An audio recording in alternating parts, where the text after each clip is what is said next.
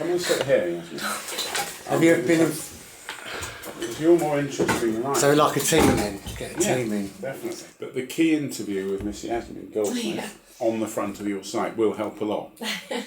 So what are your goals then? I'm enjoying my job at the moment. So I'm Richard's Parliamentary assistant, which is really good. It's really varied. So we help people with individual problems. So for example, if they've got problems with their immigration or their housing or something like that, we can get involved.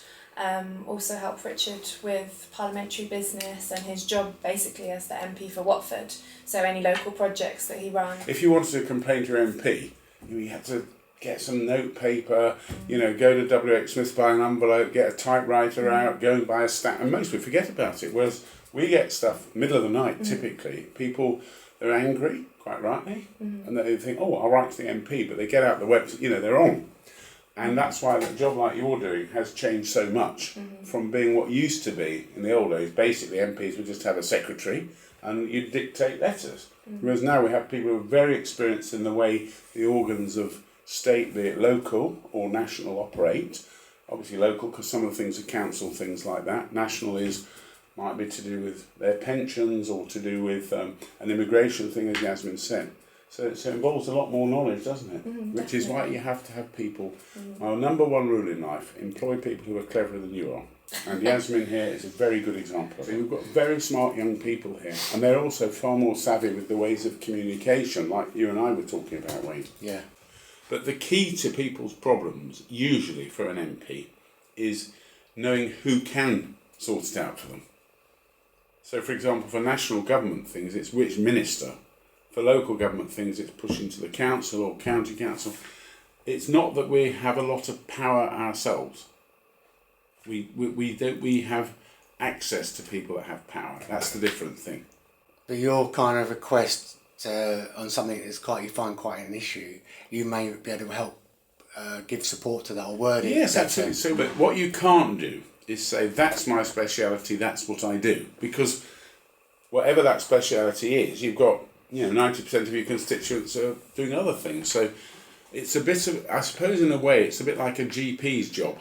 You might have things that you personally may have specialised in. Handy MP. Yeah, but you can't say, well, I don't know anything about that, because it's your business not to be a specialist. Say this were surgery and you had a problem, then I would say, we need to speak to the Department of Health, etc., and I'll write to such and such a minister. If it's a more serious matter, it affects a whole group of constituents. Like, for example, got involved with local pharmacists because the governments were making some changes to the funding of pharmacists. So I got a group of local people who went to see the minister. Sometimes to take the constituents to see that relevant minister. But people, unless you explain it to people, they think that we kind of have a power, that I can change something like that. Well, you can't. But you do sort of have access to those people that make that decision. So you've been actually MP now for how long in Watford? 6 years. Well, yeah, it is. 2010, May 2010. Yeah, 6 and a bit. It seems like a lifetime. And I think that's good. Because I think MPs have a bad name for historical reasons. When there was all those expense scandals and everything. This is before I was an MP, but one of the ways, you can't hugely change the image MPs have in a huge way, but for every single person that you deal with on a constituency basis, I always feel, well, if you satisfy them, even if you can't do what they want, but you're prepared to give them the time and effort, then they think, well, maybe they're not so bad really. Yeah, I mean, it's like you're saying, communication, people can email you in the middle of the night. Yeah. They've got an issue, housing or something, they've had a bad experience. Well, they can phone us up. I didn't know many politicians before I stood for election, unusually. I mean, I stood for election first when I was 52 years old. It's not like, some people want to do it from being a kid, don't they? And I didn't know what politicians were generally like. I found, actually, most of them try and do their best for their constituents. Whatever their... I'd say exactly the same whether they're Conservatives, Labour, Lib Dem or whatever. They don't just take the job lightly and they don't sort of not do any work and all that sort of thing. And I'd say Dorothy Thornhill as Mayor of Watford, for me, I work very closely with her. You can't not have a relation, if you're the MP with the Mayor, even if you hated her or him, which, by the way, I don't in any way. I think she's a perfectly fine person. But I mean, just say there was no personal relationship. It's not like an option. You both paid by the taxpayer to do a job. And mind you, they said that about Tony Blair and Gordon Brown, didn't they? They were in really the Chancellor and the Prime Minister should be the closest, and apparently they hated each other, so history has shown. But no, I think a town like Watford, which is broadly a self-contained unit, I mean, I have responsibility that Dorothy doesn't for some Three Rivers wards as well, which is slightly different in local government terms. It's another council.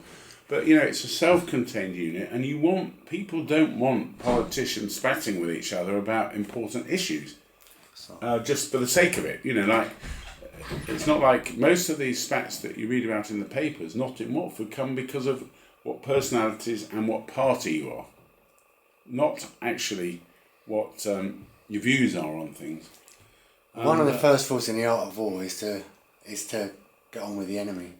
Well, I say love your enemy. If someone has a different view to me politically, I don't perceive them as the enemy.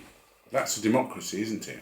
Exactly. Yeah, I really don't, and I've not. I think sometimes, and it happened in Watford in the past, there was personal acrimony between some of the candidates. And I think it's wrong, and I think it undermines the whole of politics. It really does.